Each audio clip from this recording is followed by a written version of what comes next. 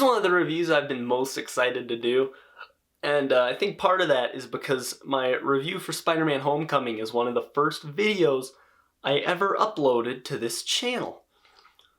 I'm gonna delete it here pretty soon though, because this is gonna replace it, so watch it while you can. But yeah, I know I've talked a lot of trash about MCU Spider-Man before No Way Home, but I feel like my thoughts on this movie haven't changed too much. We'll see. Enjoy. Don't mess with me, because I will kill you and everybody you love.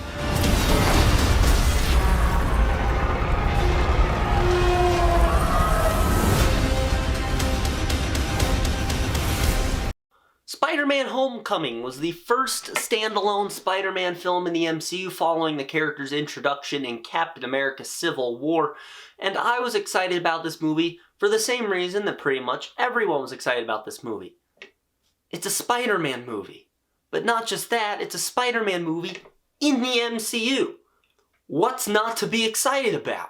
In the MCU, Peter Parker is played by Tom Holland, who, yes, he's amazing. We are 3 for 3 on Spider-Man actors. I love me some Tobey and Andrew, but I think Tom Holland does have the best Peter Parker look, just because he actually looks like a teenager.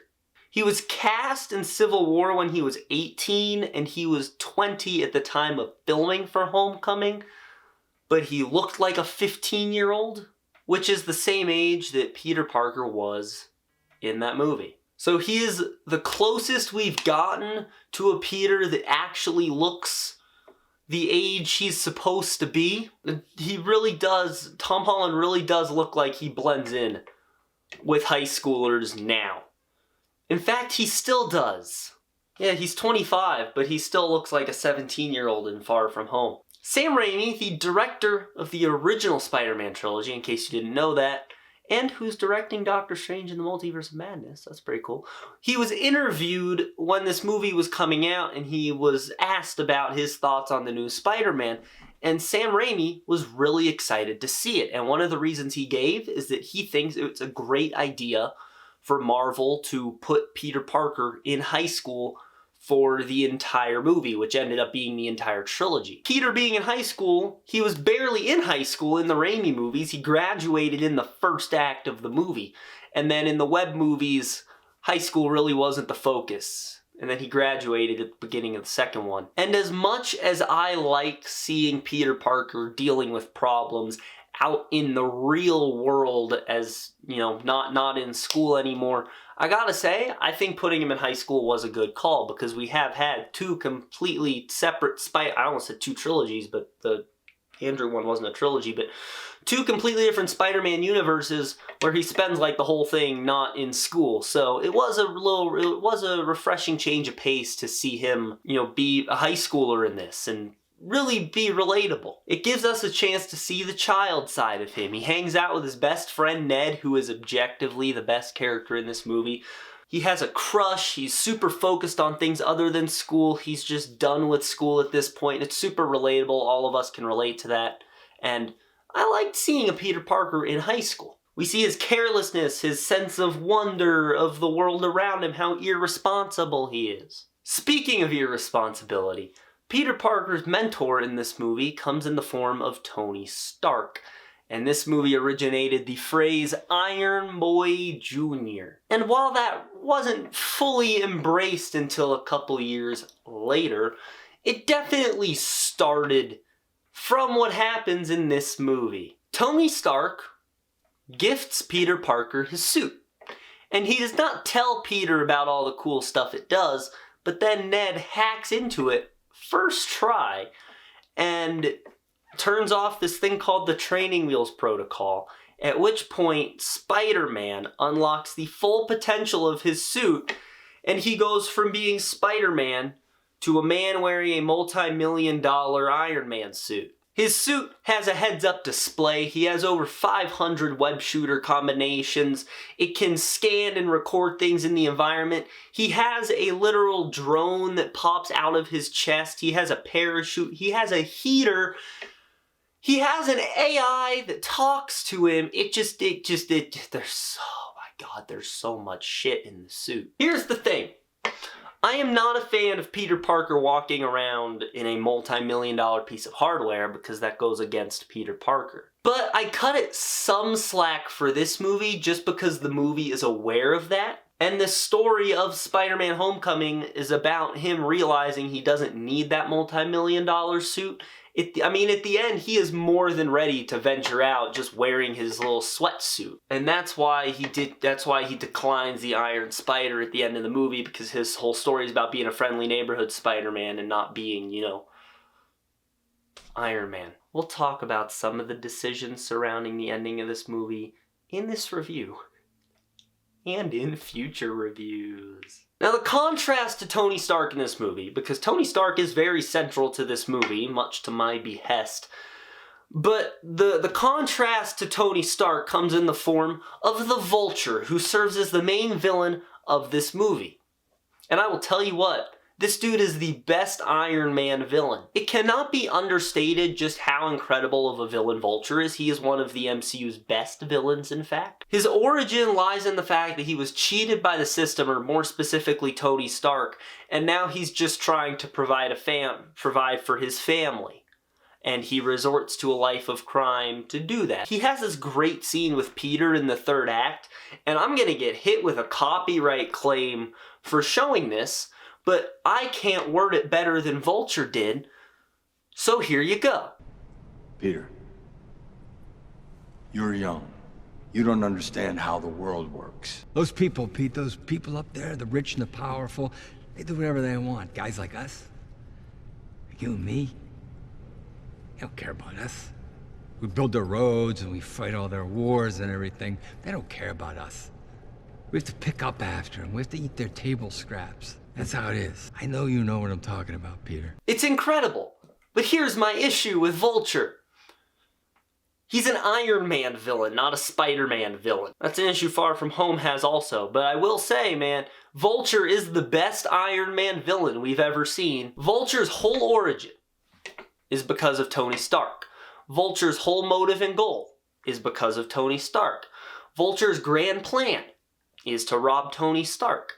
And the only reason Spider-Man is sucked into this story is because Iron Man is too lazy to kick Vulture's ass himself. When people say that MCU Spider-Man never fought his own battles, they don't mean that he needed help in the fights. What I mean, is that the villains he was fighting were not his own villains. He was fighting other superheroes' battles for them, because those superheroes, specifically Iron Man, were either too busy being rich or too busy being dead. So Spider-Man stepped up and did the fight. In both Homecoming and Far From Home, neither of the villains that Peter Parker fights are his own villains. They were both created. Both of them had goals directly connected to a different superhero. But yeah, Vulture's not the worst offender of it. Vulture still has a big enough connection to Peter that it's excusable. As Vulture tries to sympathize with Peter, he doesn't try to use Peter to do something bigger. He still does kind of have that direct connection to Spider-Man that I can excuse him as a Spider-Man villain. And I will never forget this scene in theaters.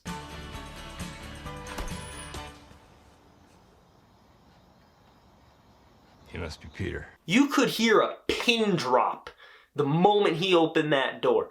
You could cut the tension in that scene with a knife. And that's why I love Vulture so much. Vulture isn't some crazy guy with godlike powers. He's not this giant fantasy villain. At the end of the day, no matter what Vulture's doing, he's still the guy who will open the door and shake your hand. One of my favorite MCU Spider-Man scenes is what happens after that scene in the car with Vulture, when Vulture figures out that he's Spider-Man. And Peter, he's confronted with a choice. He can either go into the dance, he can forget about all this, he can have a good time hanging with his friends and the girl he has a crush on, or he can do the great responsibility part of being Spider-Man, and he can go get his suit and he can go do what he needs to do. And what does he pick?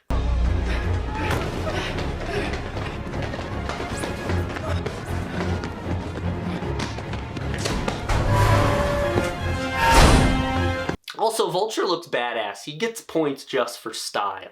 Something Jon Watts is unbelievably good at is showing tension without the need for like action or music or anything. He knows when to put music in, and he also knows when to take music out. A great example in No Way Home is when his spider sense goes off in the apartment. That's a great one. But in this movie, it's that entire scene in the car. It is the most chilling and tense scene of the entire film. And by the way, Michael Keaton nails the f*** out of this line. Good old Spider-Man. If I was Spider-Man and I heard Michael Keaton say that to me, I would shit myself on the spot, go home, cry, grab my suit and my web fluid, throw them into a wood chipper, give up the superhero life, and never leave the house again. But you didn't think this video would be all praise, did you? I like this movie. It's a good movie, don't get me wrong. But boy, does it have some issues. Spider-Man has the greatest character roster in the history of comics. I don't mean the Rogues Gallery. I mean like overall Rogues Gallery and like allies and side characters and everything. He has the greatest character roster in all of comic books. All of his characters are amazing. Flash, Betty, Jameson, MJ, Gwen Stacy, Aunt May, Uncle Ben. I genuinely cannot think of a weak link, and I didn't even have to mention any villains. Every character is relevant, and every character is so full of life. So how come, in this movie, most of them are nothing? They feel like NPCs that exist just to populate the world and be there for the sake of just having the name that the character has. Betty Brant, I constantly forget, is in this movie. Obviously, it's not her movie, so she shouldn't be an important character, but the only thing she does in this movie, she has no personality, she has no character whatsoever. The only thing she does in this movie is say that she would Thor, marry Iron Man, and kill Hulk, just so that way Liz can bring Spider-Man into the conversation. And don't even get me started on Flash. He is easily the worst character in this entire trilogy. But I think Aunt May might actually be the worst offender of this. Aunt May is a great character, but in this movie, she's not particularly good. She shows up every few seconds just to be hot because she's Marissa Tomei. Gets hit on by the waiter, has an okay scene with Peter after he loses the internship, and then finds out he's Spider-Man at the very end of the movie in a scene that should be serious, but they turned into a joke because of course they did. They could literally take Aunt May out of Spider-Man Homecoming. Nothing changes, which is not something you should be saying about the character of Aunt May. She is supposed to be an important character, and it took them up until the third movie to make her an important character. Besides Spidey and Vulture, the only characters in this movie that I like are Ned, obviously, Liz, and MJ to a degree. I don't know, like, I like her in this movie just because she's funny, but she's not really particularly interesting. I wish they took a bit of Tony Stark's screen time away and gave it to some other side characters and just kind of fleshed out Peter's world a little more. I don't need 15 minutes of Iron Man in this movie. I need maybe 5 minutes of Iron Man. Honestly, the only two scenes in this movie that Tony Stark needs to be in are the scene when he takes the suit away and the very ending of the movie. That's it. We don't need more Tony other than that. That's what Happy is for. Happy is there to be Peter's point guy and tell him what to do and what not to do. But also, Tony's in this movie to tell him what to do and what not to do. We don't need two characters both with the same goals. Just only have Tony show up for the ending and the middle part at the ferry when shit really hits the fan. Plus, you know how much more epic that would have made the reveal if you see the Iron Man suit and he's like, "You're not even here." And then Tony pops out. The action in this movie sucks donkey balls. Also, that final fight is a lot more boring than it should be. They're just on the side of a plane, then they crash on a beach, and then Vulture throws Peter around a bit. He doesn't even throw any punches, and they don't even utilize the entire amusement park. These movies had some shit action before No Way Home, didn't they? The suit, I already mentioned it, but I want to bring it back up because I got more to say about the suit in this movie. The whole point of the suit is to show that that's not who Peter is. Right? Cool. With me so far? We're doing good. Good job. He gets this cool suit that he likes, but then it gets taken away from him and he's offered an even cooler one, but he turns that down in favor of sticking with his sweatsuit. That's the story of the movie. People saying that the suit's over the top miss that little fact. It's intentionally over the top in favor of showing that that's not who Spider-Man is. That said, the suit's a little too insane, and I know it sounds like I'm going backwards on what I just said, but trust me, I'm not really. The suit needs to be insane for the story of the movie, but I feel like it does too many things. Like, the suit is kind of an ex machina, and it's like, oh my god, we're in a situation, what are we gonna do? Instead of having Peter figure it out, let's just put something on his suit that solves the problem for him, or helps him solve the problem. It has a bit too much functionality. When I review Far From Home, I'll talk about why the red and black suit in that movie is better. Still have issues with it, but I think the Homecoming suit should have been like that suit because that suit has some cool tech enhancement and some functionality, but it's not too ridiculously over the top. And I don't like the ending. Not the ending at the Avengers facility. I think that's a great scene where he turns down the Iron Spider. No, my issue happens with what comes after that. Peter's whole lesson in this movie is that he doesn't have to be an Avenger. He doesn't have to try to be a hotshot, he just needs to be a friendly neighborhood Spider-Man. He learns what it means to be Spidey when he doesn't have a cool suit, when he's just in a sweatshirt. He learns what it means to be Spider-Man when he doesn't have any technology, when he doesn't have a multi-million-dollar piece of equipment, but when he lifts a building off himself using clothes he dug out of his closet. Come on, Spider-Man. Come on, Spider-Man! Oh, come on, Spider-Man!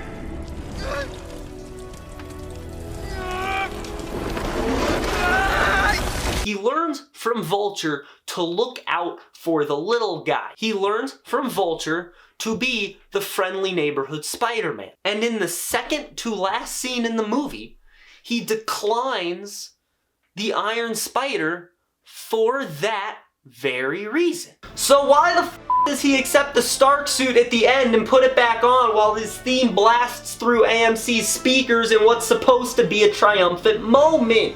Not only does that undo his entire arc in the movie, but it somehow also manages to undo the scene before it.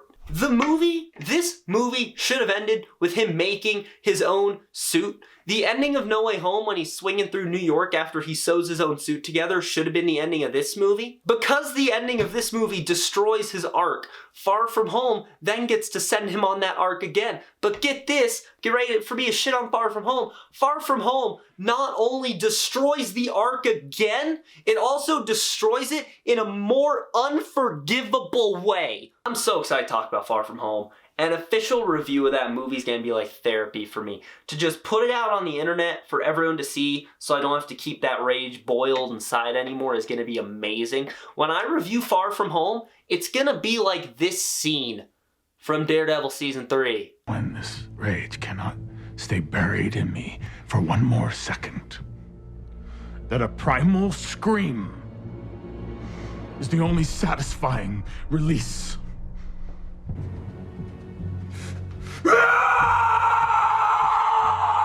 Spider-Man Homecoming is a solid movie. There is more about it that I like than dislike.